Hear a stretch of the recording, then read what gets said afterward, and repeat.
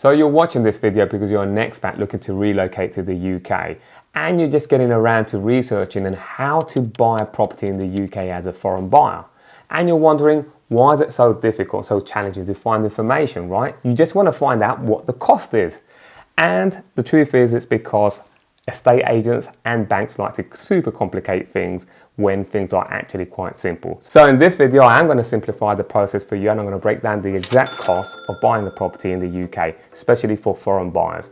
Make sure you stay tuned because I'm going to use a scenario of £1 million property and what those costs are going to be at the end of the day. Stay tuned. So I'm going to break this down into 3 categories. First up is upfront costs when buying a property in the UK. And let's start with the deposit money that you need to put down.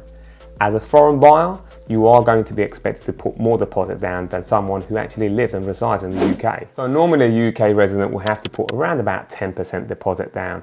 For foreign buyers, that's going to be 40%. So the bank is going to give you loan to value around about 60%. So next up is going to be your mortgage costs. And that's going to be broken down into 3 parts. You've got your arrangement, your booking, and your valuation fees. These 3 can amount to around about a couple of £1,000. And you definitely want to hire a mortgage broker who can show you the full picture as to what mortgage packages are out there. Cost you anything from £500 to £1,000. Engaging a specialist mortgage broker can broaden your options as an expat here in the UK and granting access to the latest deals and offers. Though they may charge you an extra fee, their services can significantly enhance the chances that you have not only on obtaining a mortgage, but also securing one with more favourable terms.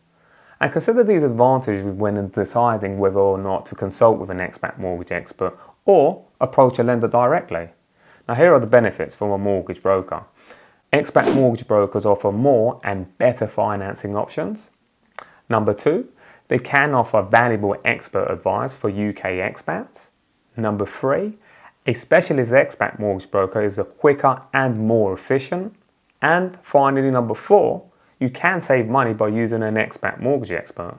And of course, a buyer's agent who can act in your best interest can cost you anything from 1.5% to 2%. Hiring a buyer's agent offers several compelling benefits. Firstly, they provide expert guidance and market insights, helping you make informed decisions. They have access to a wide range of properties, often before they even hit the market, expanding your options. Buyer's agents negotiate on your behalf, striving for the best deal and ensuring your interests are protected. They streamline the buying process, handling paperwork, inspections and coordinations, saving you time and absolutely stress and any headaches that come along the way.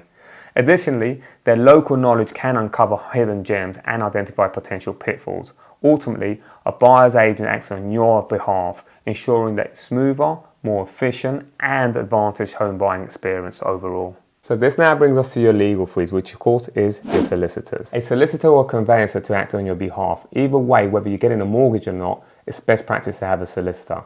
Now it's going to cost you anything around about a couple of grand to even £5,000 depending on the complexity of the transaction. And you've got your land registry fees.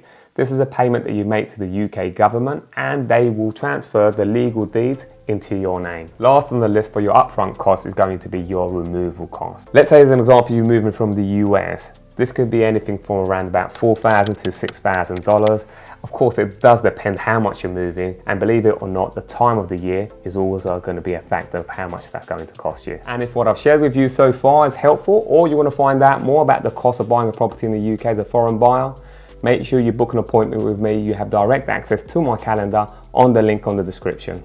The second category is going to be ongoing costs. And depending on whether you need finance for this purchase, you're going to look at your mortgage payments. In places like the US, you can get fixed rates for around about 20 to 30 years. Here in the UK, that's more like 5 years. So you know what those costs are going to be for the first 5 years.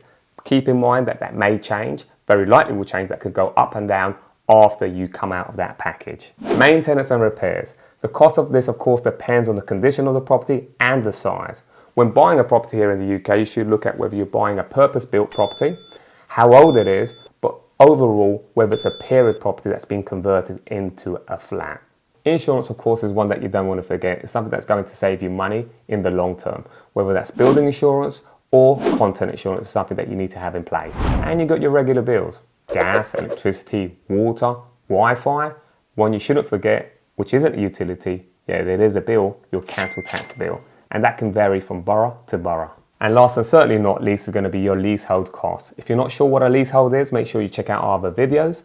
With your leasehold costs, it can include your service charge and also your ground rent.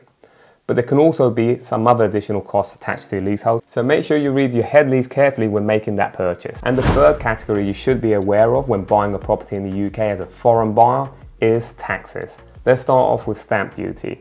Stamp duty is a tax that you pay when you buy land or property here in the UK, and can start anything from 2% right up to 12%, depending whether it's a second home or whether you're an overseas buyer. And inheritance tax is usually levied at around about 40%. And lastly, you do have your capital gain tax. Of course, this is a tax that you pay when you eventually decide to sell the property. You'll have to pay a tax on the profit that you made. So there you are, those are the three categories: upfront costs, ongoing costs, and taxes. Now let's break down as to an actual real life scenario of buying a £1 million property. £1 million property, you're looking at a deposit of £400,000, which is 40%. When it comes to your conveyancing, your legal fees, it's going to be around about £3,000. Land registry fees, that can come up to around £1,000, depends. I believe it's going to be around about £800 to £1,000. Then of course you have your mortgage arrangements. You need your arrangement, your booking, and your valuation fees. Usually I think that's around about £1,500. It depends on bank to bank. Then of course you have your removal costs. Removal costs are going to be anything from $4,000 to $6,000. This is assuming you're coming from the US. And for the stamp duty cost, I've used the stamp duty calculator.